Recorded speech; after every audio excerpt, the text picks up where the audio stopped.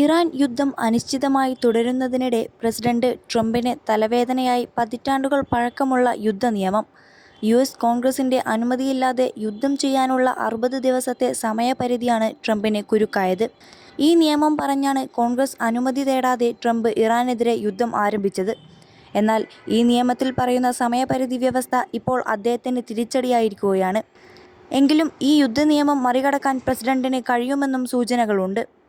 കോൺഗ്രസിന്റെ അനുമതിയില്ലാതെ യുദ്ധം ചെയ്യാനുള്ള പ്രസിഡന്റിന്റെ അധികാരം പരിമിതപ്പെടുന്ന 1973 വാർ പവേഴ്സ് റെസല്യൂഷനിലെ വ്യവസ്ഥകളാണ് ട്രംപിന് തിരിച്ചടിയായത്.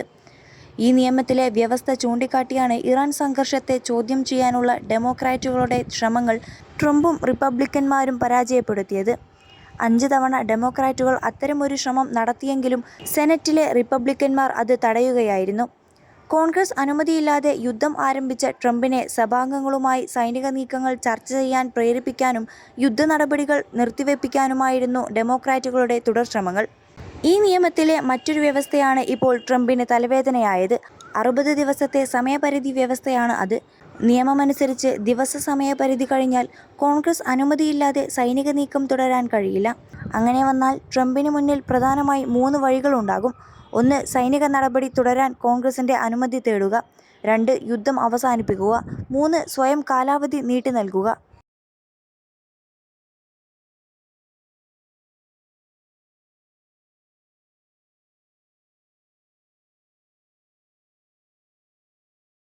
സൈന്യത്തെ സുരക്ഷിതമായി പിൻവലിക്കുന്നതിന് കൂടുതൽ സമയം ആവശ്യമാണെന്ന് പ്രസിഡന്റ് രേഖാമൂലം സാക്ഷ്യപ്പെടുത്തിയാൽ 30 ദിവസം കൂടി നീട്ടി നൽകാൻ നിയമം അനുവദിക്കുന്നുണ്ട്.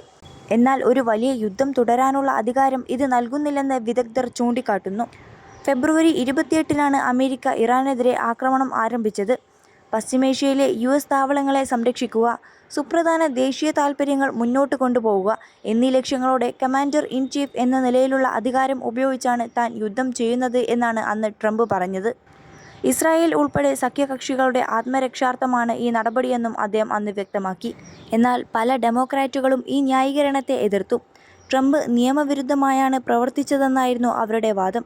സൈനിക ശക്തി ഉപയോഗിക്കുന്നതിന് കോൺഗ്രസിന്റെ അനുമതിയില്ലാത്ത പക്ഷം സേനയെ പിൻവലിക്കാൻ പ്രസിഡന്റിന് 60 ദിവസത്തെ സമയം അനുവദിക്കുന്ന യുദ്ധാധികാര നിയമത്തിന്റെ പരിധിയിൽ നിന്നാണ് അദ്ദേഹം പ്രവർത്തിക്കുന്നതെന്ന് വൈറ്റ് ഹൗസ് ഉദ്യോഗസ്ഥരും റിപ്പബ്ലിക്കന്മാരും ഇതിന് മറുപടി പറഞ്ഞു.